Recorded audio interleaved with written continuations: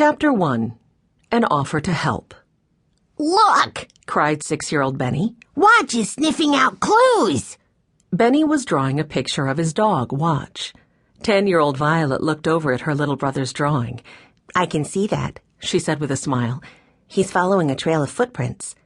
The real Watch was curled up nearby in the grass. He enjoyed looking for clues, but he liked naps, too. "Dogs make very good detectives," added Jessie, who was 12. "That's a great idea for a t-shirt, Benny." The youngest Alden held up his picture. "You really think so?" Henry gave Benny the thumbs-up sign. "I bet your design wins first prize," he said. At 14, Henry was the oldest of the 4 children. It was a sunny afternoon, and the Aldens, Henry, Jessie, Violet, and Benny, were sprawled out on the grass in the backyard. Their favorite mystery book series was holding a contest. The best design to go on the front of a t-shirt would win a copy of the latest Detective Club book, autographed by the authors themselves, Mila Jones and Jake Winston. "That's a great design too, Violet." Jessie was admiring her sister's drawing of a girl looking through binoculars. "Thanks, Jessie." Violet was sorting through a pile of broken crayons. "I just need a crayon to color the girl's headband." Henry held out a purple crayon. "Is this what you're looking for?" "How did you know?" Violet asked. "Oh, just a hunch," Henry said. Everyone knew that purple was Violet's favorite color. She almost always wore something purple or violet. "I'm almost done, too." Henry was adding a big X to mark the spot on his treasure map drawing. Jessie looked over her own drawing. "I'm not sure what color to make my clubhouse." "How about red?" said Benny. This made Jessie smile. "Red like our boxcar?" She thought for a minute, then picked up a red crayon. "Sounds good to me." After their parents died, the 4 Alden children had run away. For a while, their home was an empty boxcar in the woods. But then their grandfather, James Alden, found them, and he brought his grandchildren to live with him in his big white house in Greenfield. And the boxcar had come along, too. Now it had a special place in the backyard. The Aldens often used it as a clubhouse. "I sure hope we win," said Benny.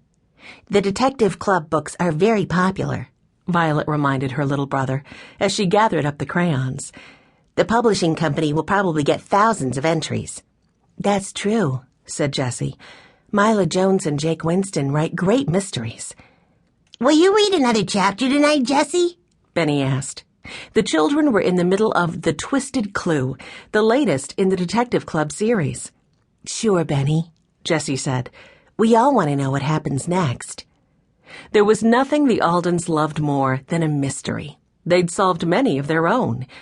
"I sure could use a cold glass of lemonade," Henry said. "I'll second that." Benny jumped to his feet. "Know what else would hit the spot?" "Mrs. McGregor's chocolate chip cookies," Henry guessed.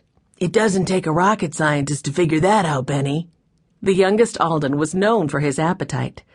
But Benny wasn't listening. He was already racing full speed across the lawn, with Watch close behind.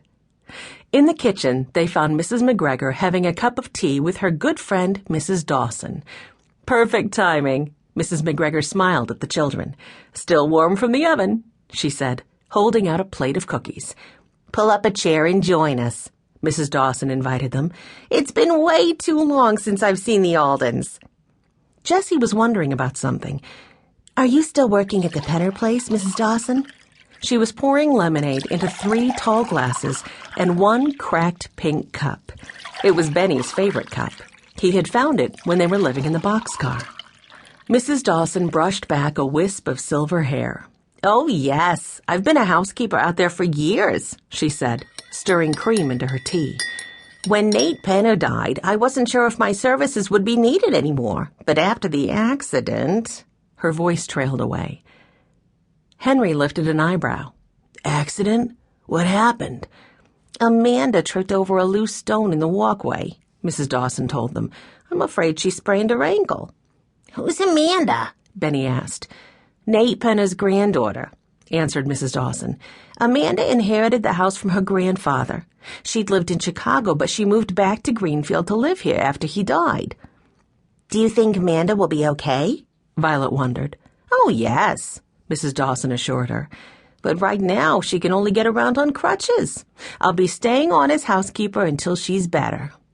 What will you do then, Mrs. Dawson? Asked Jessie. Will you look for another job in Greenfield? That's a good question, said Mrs. Dawson. I've always dreamed of opening my own bookstore, but I don't know if that will ever happen. It costs a lot of money to start a business.